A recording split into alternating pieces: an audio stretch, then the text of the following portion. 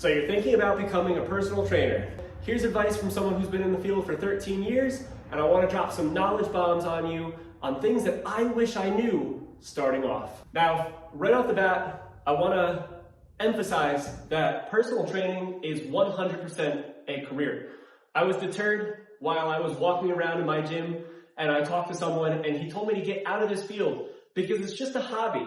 But if you're passionate about helping others, personal training can be an absolute career for you, and you can have a lot of success if you listen to the advice I'm about to give. I feel like I already know what you're doing. You're on the internet trying to type in different certifications, quick certifications on what you can do in order to get your foot right into the door. Forget all of that. What number one step you should take is go into your local commercial gym, some large gym where they may have 500 plus members.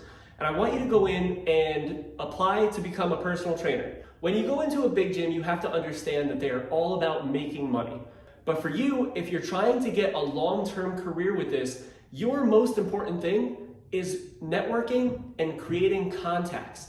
Now, how do you do that? You go to your local gym, you apply for a personal trainer, and what I want you to do is just walk around on the floor.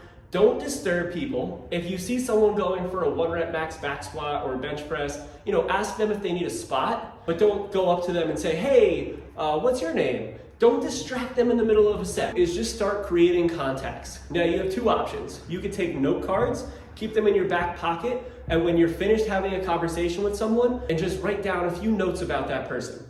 Or with the technology that we have today, use your phone on notes. That is what I used. And I want you to just jot little details about the person. For example, maybe you go up to someone and they're doing behind the neck pull downs. This was one of the first examples in my career. And you go up to them and you say, hey, what's going on? I'm Justin, I'm a new trainer here. I saw that you're doing behind the neck pull downs. Just wondering why you selected that exercise. Now, there's a very good chance that in the beginning, you're gonna get the cold shoulder. And you just have to accept it because they think you're selling something to them. But if they explain, hey, I saw this on the internet and I wanted to try it. Now this is your opportunity to say, hey, what's your name again? Name is so important. It's one of the most important tools when it comes to making friends and how to win friends. Dale Carnegie. Humans want to hear their name. So say his name's Jerry. Hey, Jerry. Listen, there's been a little bit of research behind the neck pull downs. It's not one of the safest exercises for your shoulder. Oh, wow, thanks for telling me that, Justin. I had a rotator cuff injury. Hey, Jerry, why don't we get you to do maybe some banded pull-aparts, and if that feels easy, let's try to do some face pulls. You're not selling anything to them. Okay, now you go into the back, you say, Jerry has a shoulder injury, taught him 2 new exercises, he really liked the band pull-aparts. Now in a week, when you see Jerry doing an exercise, you go up to him and you say, hey, Jerry, how's your shoulder feeling? Hey, Justin, my shoulder feels great. Awesome. So you're building rapport that way. So after working your first few weeks within the gym, working your floor hours, I would highly suggest you try to get 5 to 10 contacts a week. Now, I'm sure you're thinking, Justin, I don't even have a certification yet. What am I going to do with these contacts? You would be going to get your certification.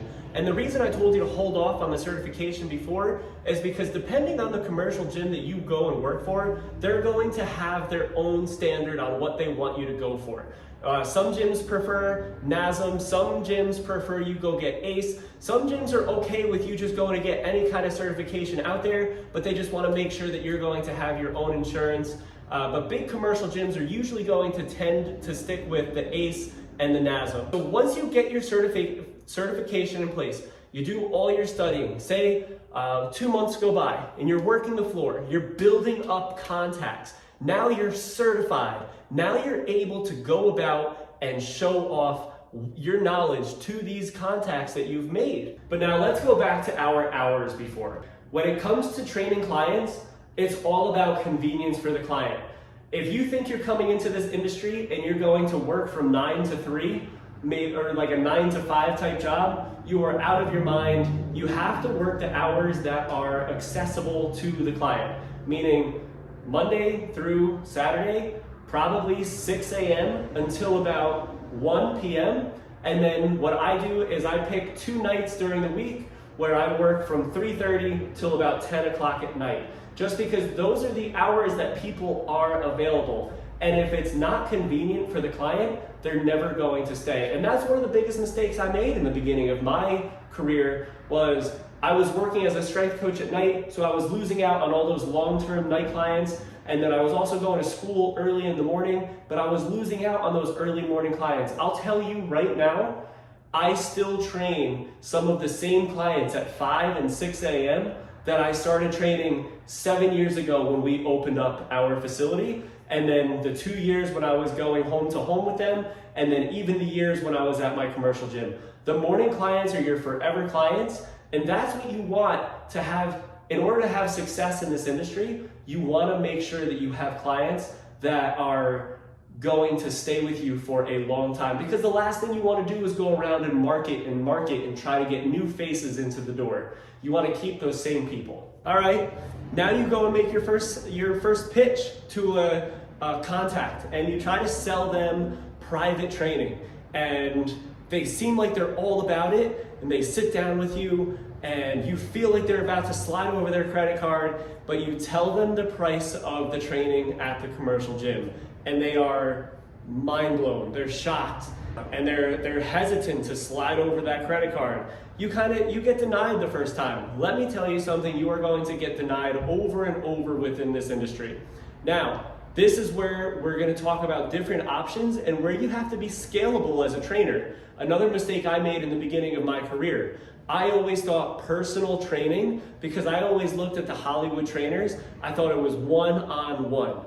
And that's a big part of your career. That's going to be a big part of your salary over time, but you want to be versatile and be able to do small group, large group, and online training, and I'll tell you why. So you're going to have your private clients, because those are the clients that, number one, they can afford it, and number two, they want the privacy. They love the one-on-one attention that they're getting with you. You're offering a fantastic service, and they want to stay with you.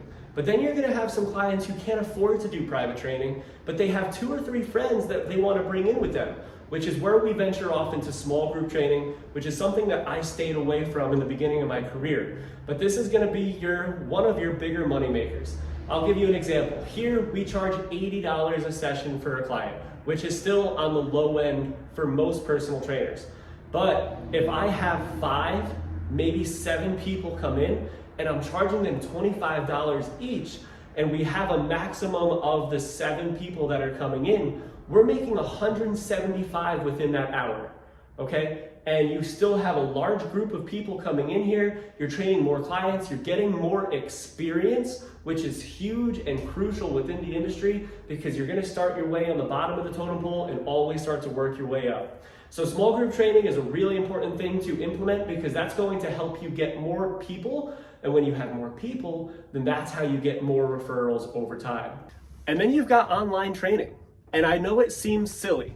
I've seen so many ads on YouTube, and I get so frustrated hearing the pitches that online trainers give, because a lot of it is false advertisement. But if you're a real life personal trainer, online training is one of the best things that you can incorporate into your business, because you're going to have clients who move away over time. A few of my clients, we live here in New Jersey, they've moved to Florida, but they didn't want to go with a new trainer. Maybe they've moved down the shore and they don't want to leave my training style. So now they have access to me almost 24/7, and they're able to watch videos on tutorials on how to do the movements. They're able to exercise however many days a week they need. They can check in with me. So online training is one of the best ways to keep long-term clients, even if they're going to move away. But my last tip for you as you come into this industry is don't be fancy as a trainer. And it's really easy to get brainwashed within the social media world, thinking that clients want to do the really exciting, fancy exercises. Clients don't care what they're doing. They don't want to do a squat to press with a dumbbell with a row. They want simplicity, they want to learn, which is one of the biggest things that I could stress to you as a personal trainer, is to teach people how to exercise. So be a teacher, teach as much as you possibly can, and go over the biggest main movements that have been around for decades that have been shown to show success within the clients. Now, everybody's different, everyone's biomechanically different, so clients are going to have to do different movements in order to recruit muscle groups. There's always something that they could do, but stick with those main movements. Your overhead presses, your pulls, your squats, your hinge, and all the different core exercises. Always stay educated, stay humble. Just like if you were to do anything in any field, always try to learn and read as much as you possibly can so that you're staying on top of the new trends and you're able to help your clients who are asking you questions about those new trends that are coming out. Don't be scared to go up to the trainer and say, hey, do you mind if I shadow you during one of your clients? Like, do you have any clients that would be okay if I kind of just sit back and watch what you're doing with them? Most likely they're going to want to help. If you're in the fitness industry, you want to help other people become more successful with you so that we can all help people over time. That was a big thing that I did in my gym. I looked for whoever the top trainer was, and I tried to mold myself into whatever he was doing, but kind of went my own way and my own training style. But I watched his professional mannerisms and with a lot of his clients, and that helped me a lot long term. So just make sure you stay humble and don't think that you're the absolute best. Learn from other people and other trainers as much as you possibly can. So now you have all that information. I want you to try to absorb it as much as you possibly can. Take a look down in the description. I tried to summarize it as easy as possible. If you have any questions, just leave a comment and I'm willing to help. Like I said, we've been doing this, my wife and I have been doing this for 13 plus years. And we've gone through a roller coaster of emotions, a lot of mistakes over the time. We now own our own studio. We've owned it for 7 years. And I just want to help your personal trainers become the best trainers possible and avoid the mistakes that we made in the beginning. Hope this helps. Have a great day, and I'll see you guys next time.